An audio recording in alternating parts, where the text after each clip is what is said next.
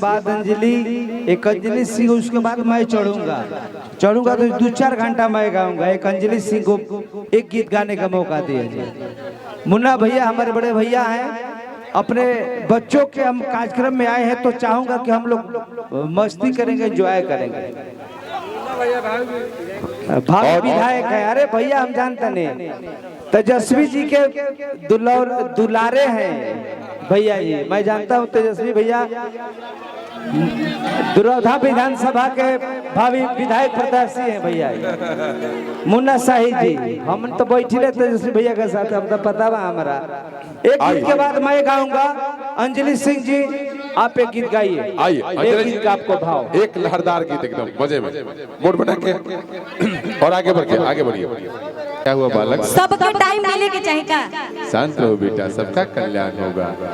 ये बहुत उंगली कर तड़नो, वक्त आएगा तो मैं आपका भी कल्याण करूंगा।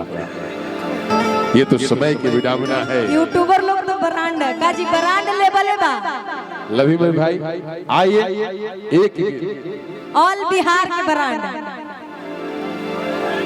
आइए, एक गीत अंजलि जी के माध्यम से। केहू एक आदमी बोली तब न सुनाई। कुर्सी पकड़ो, कहाँ के हेलो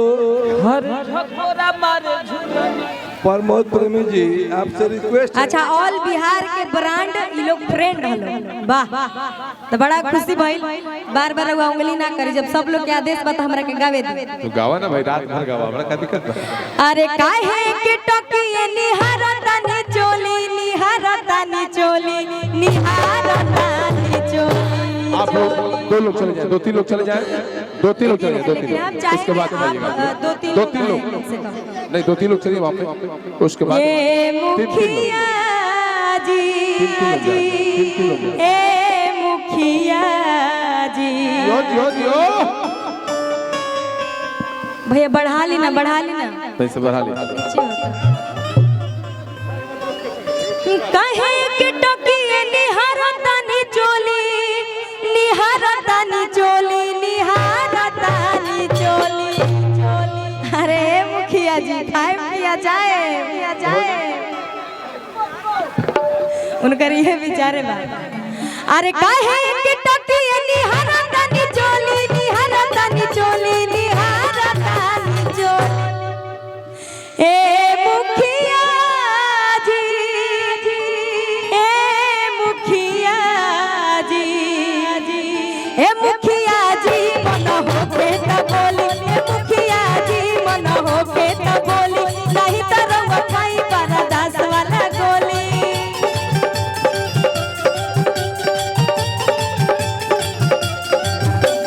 काहे के टकिए निहारतानी चोली, निहारतानी चोली, निहारतानी चोली।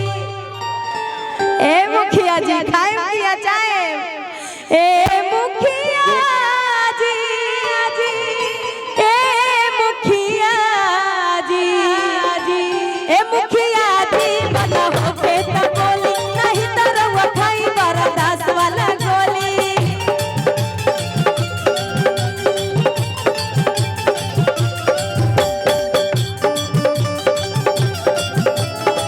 बिंदिया लागे देह के